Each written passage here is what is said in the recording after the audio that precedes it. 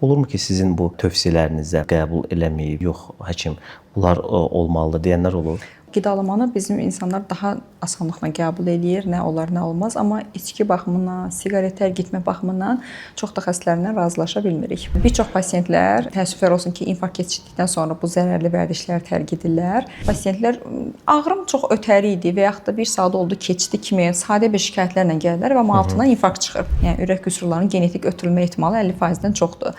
Valideynlərdə ürək qüsuru varsa, övladlarında da, yəni o demək ki, hər iki uşaqdan birində aşkarlana bilər. Kişi-qadın müqayisə etsək, kişilərdə ürək damar xəstələri daha çox rast gəlir. Bəli, yuxusuzluq ürək xəstəliyi yarada bilir. Ürək özündə istirahət fazası var. Sadəcə biz bunu hiss etmədən olur təbii ki. Soyuq havalarda ürək damar xəstəliklərinin ehtimalı artır. Ümumiyyətlə bir həkimdə empati duyğusu da oradan da yüksək olur. Yəni yüksək olmasa o pasient üçün maksimal şəkildə əlinə gələn ən yaxşısını etməz. Ümumiyyətlə valideyninlə maraqlanmayan övladlar da var.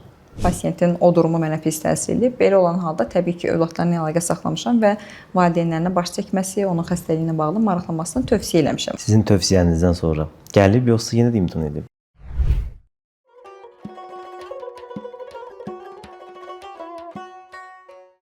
Xoş gəlmisiniz Elvira xanım. Xoş gördük. Necəsiz? Yaxşı, çox sağ olun, necəsiz? Şükür, yaxşıdır. Elvira xanım, ürək damar xəstəliklərinin əvvəllər baxırdıq ki, 40-45 yaşından sonra insanlarda görünür. Amma o el-dilinə bir deyim var da, elə bir xəstəlik cavanlaşıb. İndi gənc nəsildə də artıq bu ürək damar xəstəlikləri görünür. Bunun səbəbi nədir? Haqlısınız. Bir 10 il öncəsinə müqayisə etsək, biz daha çox 50-55 yaş üzəri ürək xəstələrinə rast gəlirdiksə, infarkt tezliyinə rast gəlirdiksə, bu dövrdə artıq 25-30 yaşlı gənclərdə belə infarktla rastlaşa bilirik. Nəinki infarktla, digər ürək damar sistemi xəstəlikləri ilə də.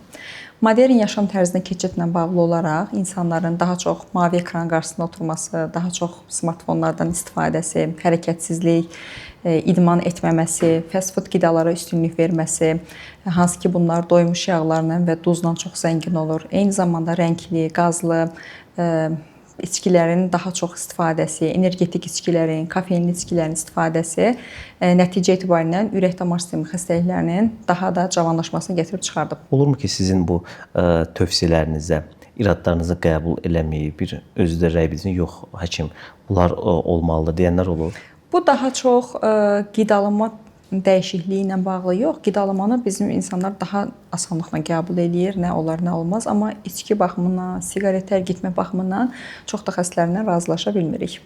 Çətinlik çəkirsiniz. Bəli. Necə olur, necə razılaşdırırsınız?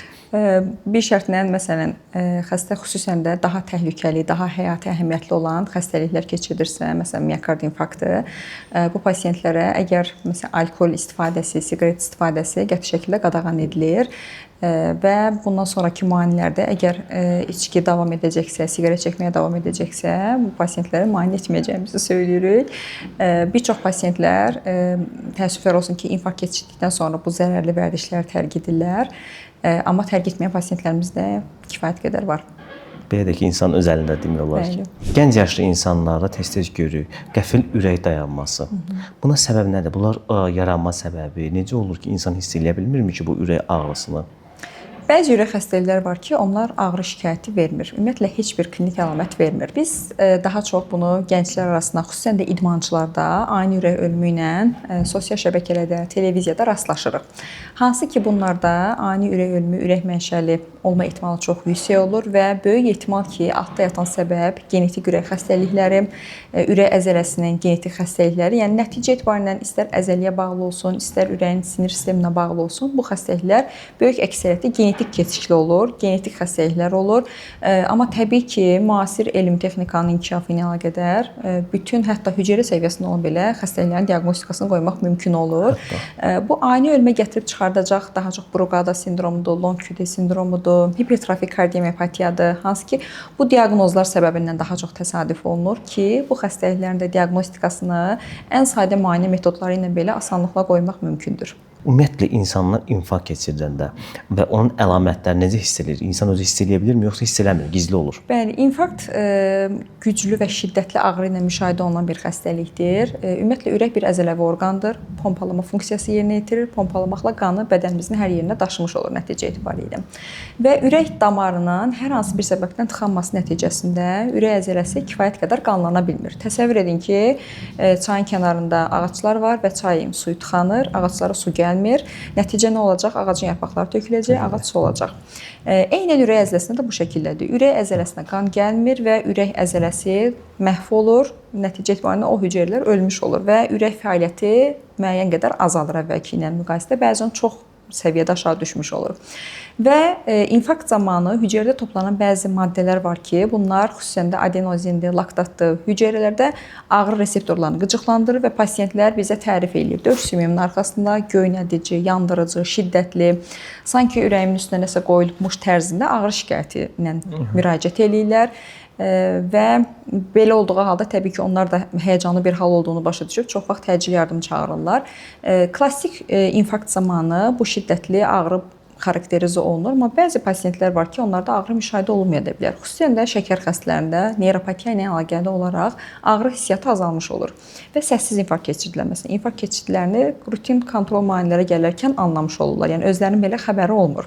Və yaxud da ki, xəstələrdə ağrıya ekvivalent başqa bir şikayətlər olur. Təngi nəfəslik, sıxılma hissiyatı, narahatlıq, tez yorulma, ürək bulanma, qusma şikayətləri, yəni atipik şikayətlərlə belə müşahidə oluna bilər. Bu səbəbdən də hər hansı bir narahatçılıq hiss etdikdə mütləq şəkildə xəstəxanaya müraciət etmək lazımdır. Bizdə elə bir insanlar həkimə getməkdən biraz çəkinirlər. Olur mu bu məqamlar? Bunu biz daha çox öz yaxınlarımızda görə bilərik, öz yaxınlarımızda, qohumlarımızda. Səbəb nədir? Çünki bayaq da vurğuladığım kimi elm, texnika o qədər inkişaf edib ki, hətta hüceyrə səviyyəsində belə biz xəstəliklərin diaqnozunu qoya bilirik. Genetik səviyyədə, genetik analizlər, yəni bu dövr üçün əlçatandır. Bu müayinələr icra oluna bilər və xəstəliklərin diaqnozunu qoyula bilər. Halbuki pasientlər 10 il əvvəl, 20 il əvvəl belə xəstəliklər yox idi. Bu xəstəliklər yeni icad olunub, yeni yaranıb. Belə deyil. Əvvəl də bu xəstəliklər var idi, sadəcə diaqnozu qoyula bilmirdi. Adı qoyula bilmirdi ki, bu xəstəlik nədir, bu simptomların səbəbi nədir. Müasir dövrdə xəstəliklərin diaqnozunun düzgün qoyulması səbəbindən xəstəliklər artmış kimi görünür və pasientlər xəstəxanaya gəlməkdən niyə görə qorxur? Gedəcəm, həkim mütləq məndən nəsə tapacaq, hər hansı bir xəstəliyin aşkarlanması səbəbindən fobiya yaranır və onlar həkimə gəlməkdən qaçınırlar. Gəlin açıq səmimi etiraf edək ki, bəzi qeyri-peşəkar həkimlərdən görə də insanlar getməyə qorxur ki. Bəli, bəzi həmkarlarımız hiperdiaqnostika ilə yanaşırlar. Yəni olmayacaq bir şeylər də çox şişirdirlər, böyüdürlər. Bu da anlaşılandır. Bu səbəbdən də tibbdə iləri müayinə edilən bir şey var. Sadədən mürəkkəbə doğru bir pasientdə diaqnozun və ya hər hansı bir xəstəliyin ya təsdiqi ya inkar olmalıdır. Yəni tibb bu üzərində qurub. Ya təsdiq etməlisən, ya inkar etməlisən. İnkar edənə qədər maksimal əl çata bilən bütün müayinələrdən istifadə etmək lazımdır. Ürək xəstəliklərinə söhbət düşmüşkən, bəzi xəstəliklər var ki, insan o mənəvi özü özündə dərman edir. Dərmandan istifadə eləsə də, məsələn, o gün bir müsahibəyə baxıram. Məşhur onkoloq deyir ki, insan bütün dərman vasitələrindən imtina etdi, amma özü mənəvi olaraq özünü sağaltdı da. Ürəkdə necə belə bir şey olurmu, yoxsa ürəkdə mütləq şəkildə hansısa dərmanlardan istifadə etməlidir? Ürək xəstəliyi, məsələn, infarkt xəstəliyi. İnfarktda ürək damarı tıxanıb və ürək əzələsinin işləmə gücü azalıb. Bura hər hansı bir müdaxilə olunmasa, o çay misalı, çayın suyu açılmasa, ağaca su gəlməsə, ağacın təkrar yaşıllanma ehtimalı yoxdur. Ürək qanla qidalanır, özü orqan toxumalara qanı pompalayır. Eyni zamanda özü də bir orqandır, özünün də qanlanması var və bu damarlar ürəyi qidalandıran koronar damarlardır, ürəyin tac damarları, hansı ki, ürək əzələsinin normal fəaliyyətini göstərməsini təmin etməsi üçün bura qan vasitəsilə qida və oksigen gəlir. Bu damarın tıxanması nəticəsində ürək əzələsinə bir zədələnmə olarsa, o damara müdaxilə eləmədiyimiz müddətcə heç bir dərman maddəsinin, o da qaldı ki, hər hansı bir sizin onkoloji pasient misalı sağalması mümkün deyil. Panik atakla ürək ağrısında çox vaxt ayırd edə bilmirlər. İnsan ürək ağrıdan kimi biraz özü başlayır ki, panik atak keçirməyə ki, ürəyim ağrır, panik atak. Əslində onda panik atak deyil, bəlkə də ürək ağrısıdır da. Bu panik atakla ürək ağrısını necə ayırd edə bilər pasiyent? Bizə müraciət edən gənclərin əksəriyyəti ürək döyüntü, ürəyim çırpınır, ürəyimdə sancı şəkilli ağrı var, ürəyim xəstədir kimi şikayətlərlə müraciət edir. Hər gənc xəstənin ikisindən biri bu şikayətlərlə müraciət edir. Bir kardioloq olaraq bizim işimiz bu xəstənin şikayəti həqiqətən də ürəklə bağlıdırmı, yoxsa panik atakdırmı ayırd etməliyik. Bundan ötürü bizim köməyimizə müayinələr və qan analizləri çatır. Ən sadə elektrokardioqramma ki, bütün xəstəxanalarda, tibb müəssisələrində əlçatan bir müayinədir. Kardioqramma müayinəsi ilə xəstənin şikayəti zamanı şikayətlərini açıqlayacaq hər hansı bir durumun olmaması və qan təhlillərinin tamamilə normal olması xəstədə həqiqətən də hər hansı bir ürək xəstəliyi olmadığını inkar edə bilər və panik atak olduğu təqdirdə biz pasiyentləri psixoloqa yönləndiririk. Tez-tez insanlarda ürək döyüntüsü ilə bağlı şikayətlər edir. Tez-tez ürəyim döyünür. Bəzən bundan biraz tədirgin olan insanlar da olur. Bəs bu hansı halda normaldır tez-tez ürək döyüntüsü? Ürək zaten döyünən bir orqandır. Ürək dayanmadan qanı pompalayır. Əslində bir çoxları belə düşünür ki, ürək istirahət eləmir, amma yox, təbii ki, istirahətsiz mümkün deyil. Ürək hər döyünmənin sonunda Allah Taala elə bir mexanizmlə ürəyi yaradıb ki, hər döyüntünün sonunda əslində istirahət fazası da var. Bu səbəbdən də ürək dayanmadan işləyir deyə bilmirik. Həm işləyir, həm də eyni zamanda istirahət edir. Ürək istirahət edir. Bəli, ürək özündə istirahət fazası var. Sadəcə biz bunu hiss etmədən olur təbii ki. Və ürək döyünür. Bu döyüntülər hər döyüntü təhlükəli deyil. Döyüntü bir çox səbəbdən həyəcanlananda, stres keçirdəndə və yaxud da qan azlığı səbəbindən və yaxud da zob xəstəliklərindən döyüntü sürətlənə bilər. Bu halda döyüntünün ritmi önəmlidir, sayı önəmlidir. Bəs nə zaman təhlükəli olur? Döyüntü çox sürətlidirsə, 100-ün üzərindədirsə və fasilə vermədən dayanmadan döyüntü baş verirsə, fasiləsiz olursa döyüntülər, bayılma ilə, huşun getməsi ilə nəticələnirsə, bu halda artıq bizə həyəcan siqnalı verir ki, altda yatan bir patologiyanı araşdıraq. Bizim xalqımız, millətimiz çayxordur. Çay içməyi çox sevirik. Amma indi gəlin son bir 5 ilə baxsaq, hər 3 addımdan 5 addımdan bir kofe shoplar görürük. Bəli. Artıq kofeyə maraq artıb. Bəs bu kofenin ürəyə ziyanı nə qədərdir? Burada mən daha çox kofeini deyil də kofeinli qidaları vurğulamaq istəyirəm.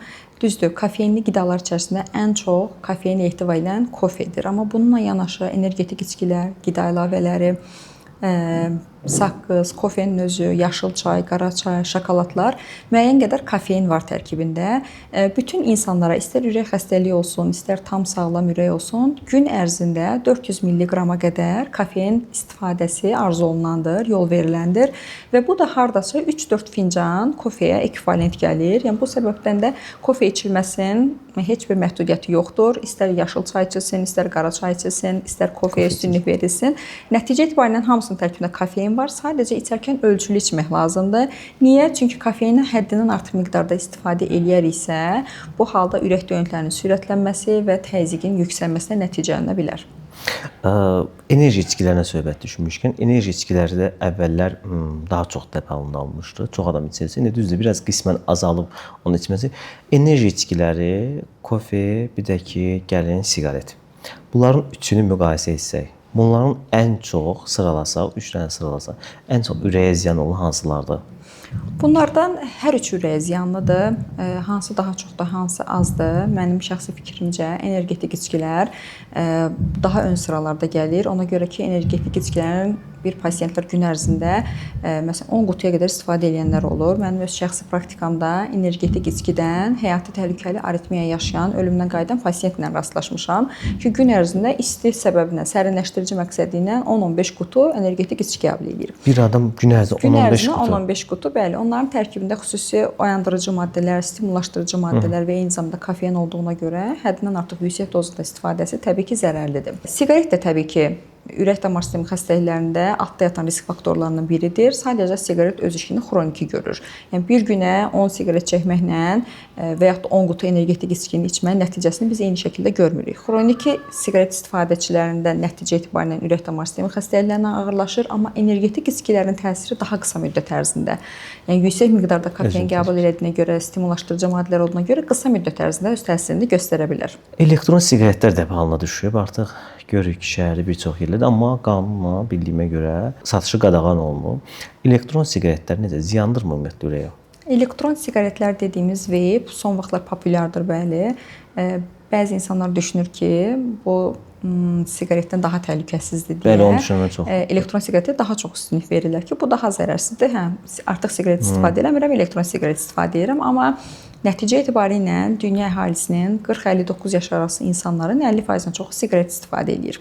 İstər siqaret olsun, istər elektron siqaret olsun, bunların tərkibində xüsusi maddələr var ki, damarın birbaşa daxili qatını zədələyir. Damarın normal sağlam fəaliyyətini təmin etməsi üçün bir sıra lazımlı maddələr var ki, bunlardan ən məşhuru, bütün insan orqanizminin sağlamlıq göstəricisi belə hesab olunan nitrik oksiddir ki, siqaret bu nitrik oksidi blokada eləyir, sintez oluna bilmir. Nəticədə bu xəstələrin çoxusu ya infarktdan, ya da insultdan həyatını itirmiş olur. Çünki damar tamlığı pozulur, damar sərtliyi pozulur. Nəticədə damarın zədələnməsi ateroskleroz ehtimalını artırır və damar problemləri ilə, ağırlaşmaları ilə nəticələnir. Elektron siqaretdən yanaşı bəzi insanlar adi siqaret tərgitmək üçün qəlyandan istifadə edirlər. Düşünürlər ki, qəlyan az ziyanlıdır. Qəlyan da eyni şəkildə istər elektron siqaret olsun, istər veyplər olsun, istər qəlyan olsun, hər biri təhlükəlidir və hər birinin tərkibində kimyəvi qatı maddələr var ki, bunlar toksik maddələrdir və sayı hesabı yoxdur bu toksik maddələrin. Bu səbəbdən də heç biri ürək xəstələrinin də bir kənara qalsın, sağlam insanlara belə tövsiyə olunmur. Stressdən dolayı bir çox xəstəliklər olur insan bədənində. Bəs ürəyə bunlar nə qədər ziyandır? Bu suala iki cür cavab vermək olar. Yuxusuzluq ürək xəstəliyini yaradır, yoxsa ürək xəstəliyi yuxusuzluqla nəticələnir? Bəli, yuxusuzluq ürək xəstəliyi yarada bilir. 10-11 arasında gecə saatlarında yuxuda olmaq tövsiyə olunur.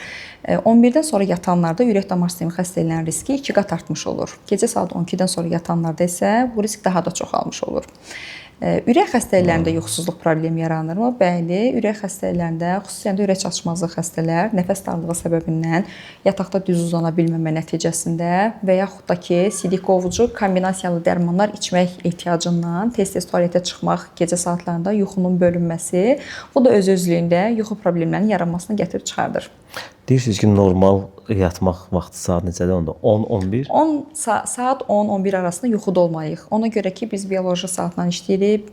Gecə və gündüz saatlarında bədənimizdə fərqli maddələr, hormonlar sintez olunur. Elə hormonlar var ki, onlar biz yuxuda olduğumuz zaman sintez olunur, hansı ki, onlar bizim gümrah olmamızı, sağlam olmamızı təmin edirlər. Düşünün, gecə növbəsində işləyən insanlar, ətrafımızda belə insanlar təbii ki, çoxdur. Elə həkimlərin özləri də növbəli iş prinsipi üzrə işləyirlər. Yəni, gecə saatlarında yuxuda olmursansa, işıqlı şəraitdə həmin maddələrin sintezi getmir. Ona görə normal vaxtda yatmaq lazımdır. Və səhər neçədə oyanmağı məsləhət görərsiniz? Səhər 7 radələrində, yəni gecə zaten gün ərzində yuxu 7-8 saat tövsiyə olunur.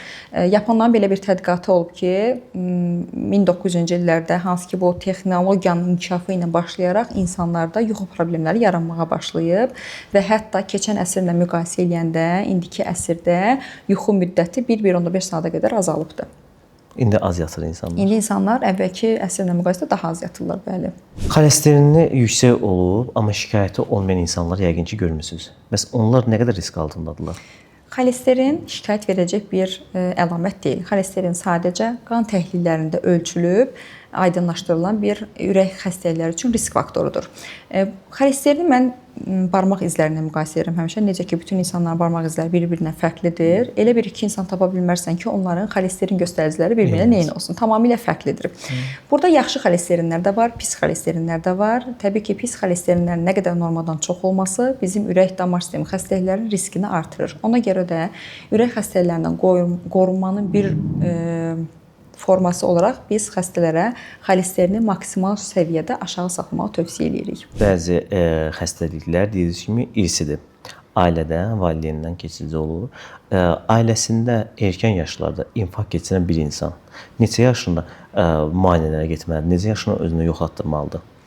Burada əgər erkən yaşdan söhbət gedirsə, biz bunu 55 yaş altı nəzərdə tuturuq. Və təbii ki, biz genetik mirasımızı həm atadan, həm anadan almış oluruq.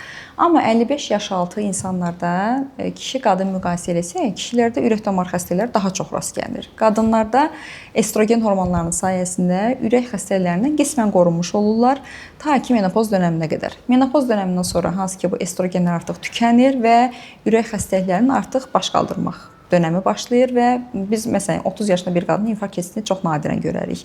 Daha çox 60-lı, 50 yaş üzərində, 60-lı yaşlarda rast gəlirik. Amma 30 yaşında bir kişi fərdinin infarkt keçirməsinə tez-tez rast gəlirik. 55 yaş altı valideyni infarkt keçirdən bir pasientin genetika dəyişdirilə bilməyən bir risk faktorudur və bizdən asılı olmadan artıq bizim gələcəkdə bu infarkt keçirmə ehtimalımızı 2-3 qat artırmış olur. Ona görə də bu ürək-damar sistemi xəstəliklərinin profilaktikasında biz həmişə tövsiyə edirik ki, bəzi risk var ki, məsələn, xəstənin yaşıdır, atanın və yaxud ananın infarkt keçirməsidir, genetik xəstəliklərin olmasıdır. Bunlar dəyişdirilə bilməyən risk faktorlardır. Amma dəyişdirilə bilən faktorlar var, hansı ki, xolesterindir, təzyiq dəyəridir, şəkər dəyəridir. Bunları kontrolda saxlamaq və maksimal şəkildə azaltmaq lazımdır ki, bu ehtimalı azaldaq. Bizim pasientlər necə olur? Atası infarkt keçirdibsə və yaxud anası infarkt keçiribsə, xəstəxanada olduğu müddətcə biz zaten tövsiyə edirik ki, övladları, bacı qardaşları da müayinədən keçməlidir. Demək olar ki, əksər pasientlərin xəstəxanada yatdığı müddət ərzində gəlib kardioloq müayinəsindən keçirlər. Ən qısa müddət ərzində keçməkləri tövsiyə edilir ümumiyyətlə. Olurmu onlarda da ürək xəstəliyi, yoxsa ki genetik keçikli bəzi ürək xəstəlikləri var ki, bəli, övladlarda da bunu tapmaq olur. Xüsusən ürək qüsurları, yəni ürək qüsurlarının genetik ötürülmə ehtimalı 50%-dən çoxdur. Valideynlərdə ürək qüsuru varsa, övladlarında da, yəni o demək ki, hər iki uşaqdan birində aşkarlana bilər. Amma infarkt xəstələridir, xüsusən ürək çatışmazlığı xəstələrdir. Yəni xəstəliyin tipindən asılı olmayaraq istənilən bir ürək xəstəliyi varsa, mütləq şəkildə biz övladlarının da müayinədən keçməsini tövsiyə edirik. Ürək əməliyyatlarının içərisində ən çox yayılmış və ən məşhur növü stent deyirlər də. Ürəyinə stent qoyulan pasientlərimiz yəqin ki var. Onları təkrar müayinəyə gələndə etdikləri ən böyük səhvlər hansılar olur? Ümumiyyətlə stentin bu dövrdə çox istifadə olmasının səbəbi odur ki, bu xəstəlik çoxdur. Dediyimiz kimi, əvvəlki illərlə müqayisədə indi infarkt ehtimalı artıb. İnfarkt artdığına görə infarktın müalicə metodlarından biri də stent qoyulmasıdır. Stent damar mənfəzinə qoyulur, tıxanmış damarı açmaqdan ötürü metal tərkiblidir, yad cisimdir. Xüsusən xrom, nikel, titanium tərkibli, yəni bahalı metallardan ibarət olan kiçik bir metal hissəciyidir. Damarın daxilinə qoymaqla məqsəd tıxanmış damarı açmaqdan ibarətdir və bu bir yad cisim olduğuna görə bizim bədənimizdə reaksiya girmə ehtimalı var. Bu reaksiyanı azaltmaq üçün o qoyulan cihazı bədənimizə uyğunlaşdırmaq üçün pasientlərə xüsusi dərmanlar veririk. Və bu dərmanlar bəziləri ömürlük olaraq qəbul edilir, bəziləri müddətsiz olaraq qəbul edilir və pasientlərə baxmayaraq ki, biz dəfələrlə izah edirik, bu dərmanlar ömürlükdür, bu dərmanları həkim dəyişdirmədiyi və ya dayandırmadığı müddətcə dəyişdirmək, dayandırmaq qəti qadağandır. Reseptin üzərində qeyd edirik, xəstə və xəstə yaxınlarını məlumatlandırırıq. Buna baxmayaraq, xəstə kontrol müayinələrə gələrkən bəzən bu dərmanları kəsmiş olduğunu görürük. Həmin dərmandan istifadə edilmirlər. Və anlamırlar ki, bu dərmanların kəsilməsi daha pis nəticələrə səbəb ola bilər. Xüsusən də qandırıcı dərman maddələrinin, yəni ən çox rastlaşdığımız və bizim üçün ən arzu olunmaz hal qandırıcı dərmanların pasientlər tərəfindən həkim məsləhəti olmadan öz başına dayandırılmasıdır. Və hətta biz əməliyyatxanada pasientə öncəsindən soruruq. Dərman içəcəksənsə stent qoyulsun. Çünki dərman içməyəcək, daha pis ağırlaşmalara gətirib çıxardacaq, hətta təkrarı infarkt keçirtmə, qoyulan stentin tıxanması ilə nəticələnə bilər. Sizin sözünüzə qüvvət, pasientin qohumları, yaxınları həkimi günahlandırır.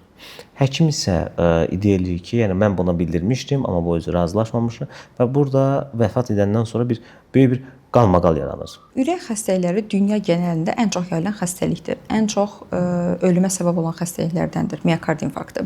Və pasientlərə tövsiyəmiz hər zaman odur ki, hər hansı bir şikayət hiss elədikdə, sinədə bir ağrı oldu, göz ardı edilməməlidir. Mütləq şəkildə həkimə gəlməlidir. Bəzən həqiqətən də pasientlər ağrım çox ötəri idi və yaxud da bir saat oldu, keçdi kimi sadə bir şikayətlərlə gəlirlər və altından infarkt çıxır.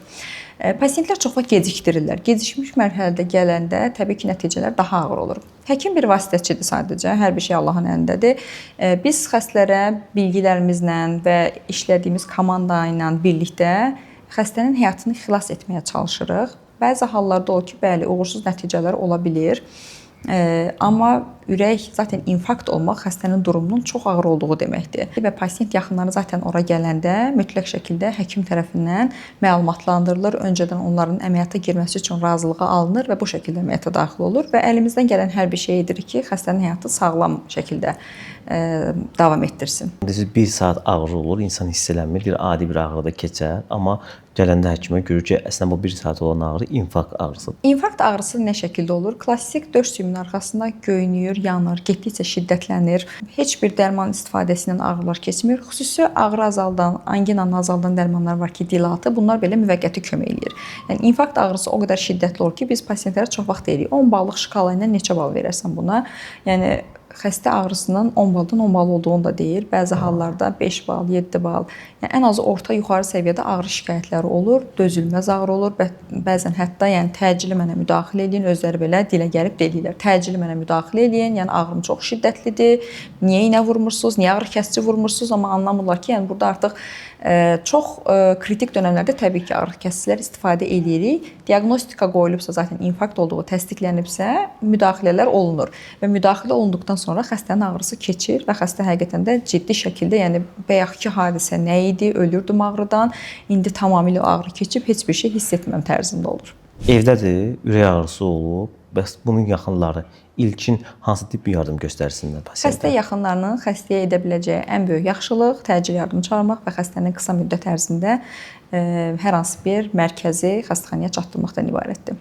O deyirlər də balışsız, divansız bir yerdə düz uzan falan necə bəs? İnfarkt xəstələrinə adətən uzanmaq və yaxud oturmaq çox da önəmli deyil. İnfarkt xəstələri üçün tövsiyə odur ki, hərəkətsiz, yəni çox hərəkət eləməmək. Çox vaxt pasientlər buna elə anlayır ki, infarkt xəstəsi tərpənə bilməz və bu səbəbdən belə evdə saxlanılıb gecikdirilən pasientlər ən qədərdir.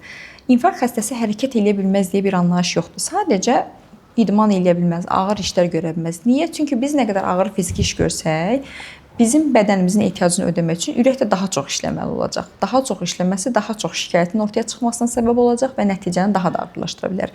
Nə qədər az hərəkət eləsək, o qədər ürəyin işləmə, ürəyin üzərinə düşən yük azalmış olacaq. Amma bu qəti şəkildə o demək deyil ki, ağrı şikayəti olan pasient hərəkətsiz şəkildə evdə uzanmalıdır. Hələ də 21-ci əsrdə bu qədər invaziv mərkəzi fəaliyyət göstərən ölkəmizdə pasientlər ağrı səbəbindən bir neçə gün sonra artıq olan olub keçib hadisəsindən sonra xəstəxanaya müraciət edən pasientləri də görürük.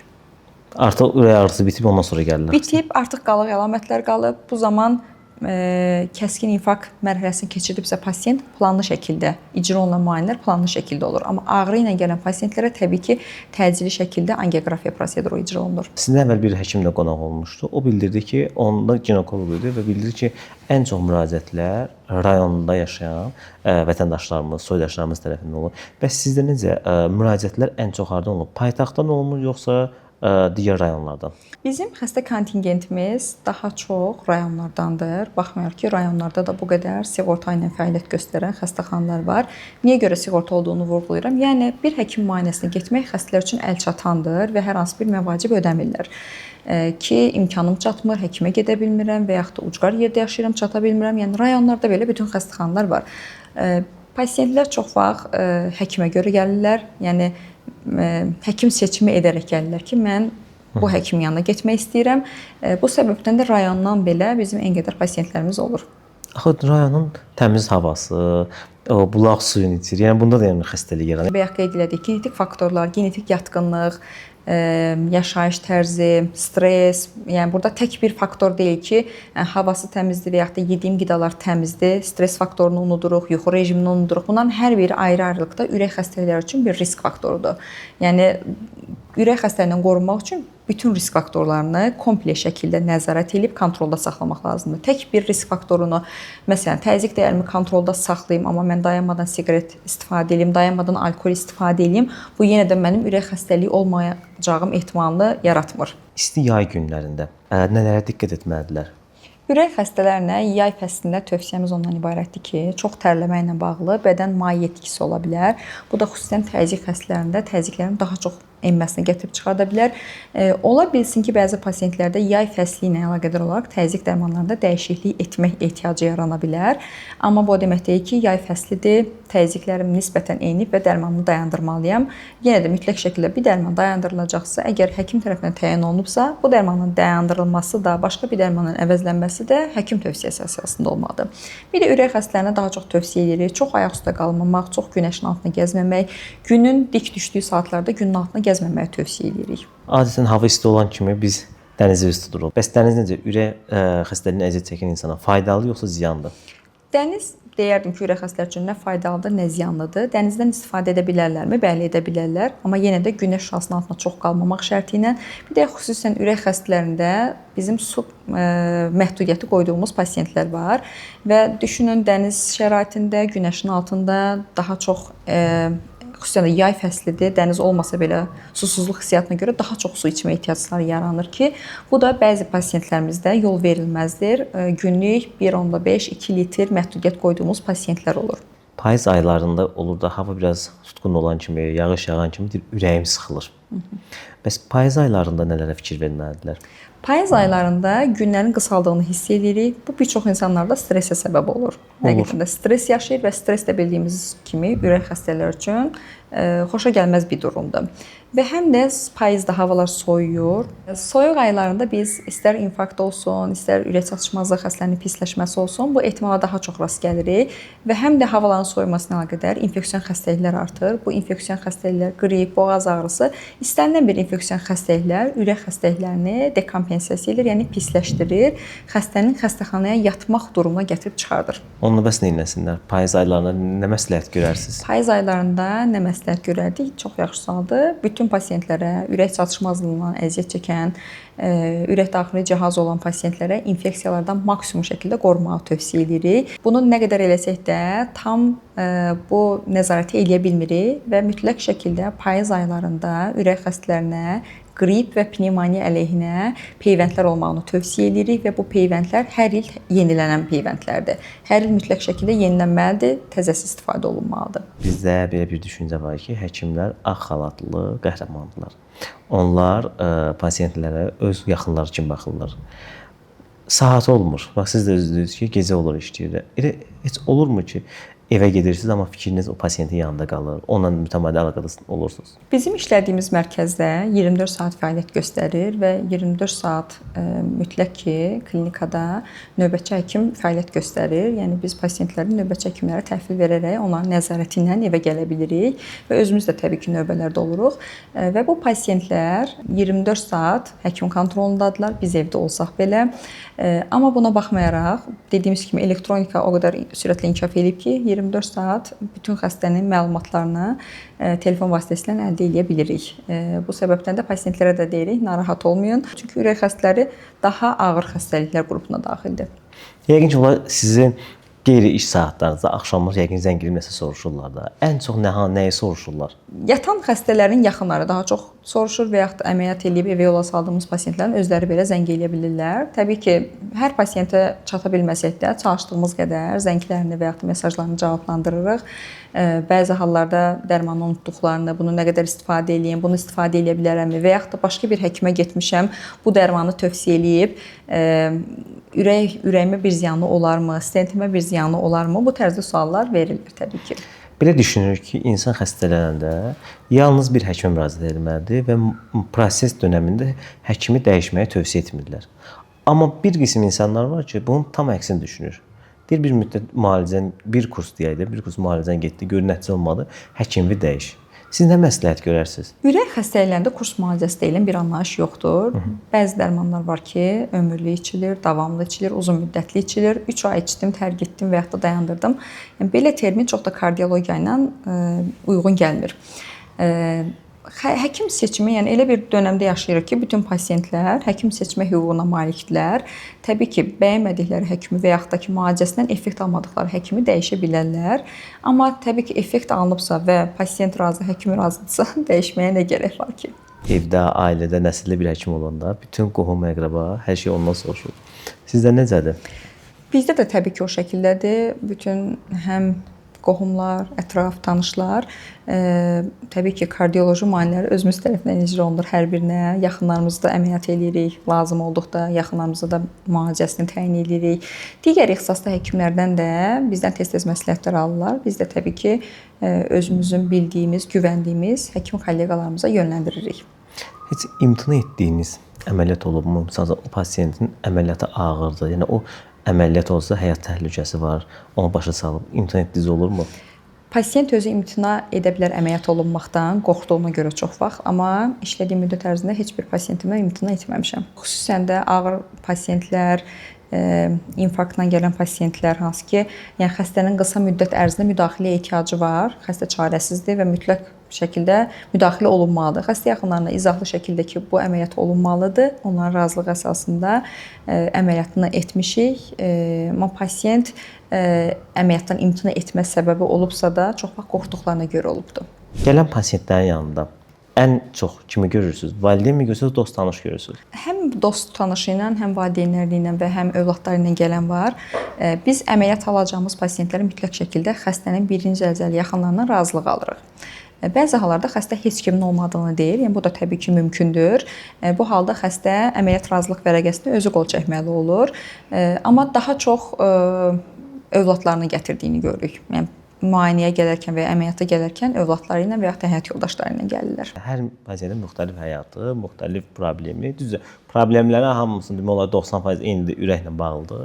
Deyərdim ki, onların gördüyünüz həyat tərzlərini görürsüz də. Necə təsir edirsə? Ümumiyyətlə bir həkimdə empati duyğusu da oradan da yüksək olur. Yəni yüksək olmasa o pasient üçün maksimal şəkildə əlinə gələn ən yaxşısını etməz. Və pasientlərdə ən çox fikir verdiyim və ən çox istədiyim odur ki, bəzi hallarda rastlaşır ki, xəstəxanada yatdığı müddətdə xəstə yaxınları heç bir şəkildə onları ziyarət etmirlər və yaxud maraqlanmırlar. Təbii ki, bu pasientlərdə hər hansı bir depressiya halının yarandığına, stress halının yarandığına gətirib çıxardır. Bildiyimiz kimi ürək xəstələrində də stress, depressiya qəti şəkildə yol verilməzdir. Bu halda xəstə yaxınlarına əlaqə saxlanılaraq mütləq şəkildə xəstələrinə baş çəkməkləri, onlarla maraqlanmağı tövsiyə olunur. Xüsusən də valideynlərlə gənc yaşlarda övladları olmağına baxmayaraq, yəni valideynlərlə maraqlanmayan övladlar belə görürük. Olurmu ki, zəng eləyərsiniz, bildirərsiniz ki, valideyniniz sizin yolunuzu gözləyir? Çünki insan xəstə olanda gözü qapıda olur, kimsə gəlməyini, getməyini gözləyir. Heç olurmu ki, zəng eləsə, onlar sizin zənginizə, sizin təklifinizə Belə bir hadisə yaşamışam. O halda ki, pasientin özü şikayətlənib ki, bu yaşına kimi övlad böyüt və övlad səndən maraqlanmasın. Və bu təbii ki, mənə bir övlad olaraq çox pis təsir eləyib. Pasientin o durumu mənə pis təsir eləyib. Belə olan halda təbii ki, övladlarla əlaqə saxlamışam və valideynlərinə baş çəkməsi, onun xəstəliyi ilə bağlı maraqlanmasını tövsiyə eləmişəm. Amma təbii ki, pasient bunu dilə gəlmədiyi müddətcə, şikayət eləmədiyi müddətcə belə bir hal yaşanmayıb. Sizin tövsiyənizdən sonra gəlib yoxsa yenə də imtina edib? Gələn pasientlər var, bəli. Gələnlər də olur. Ümumiyyətlə valideyninlə maraqlanmayan övladlar da var.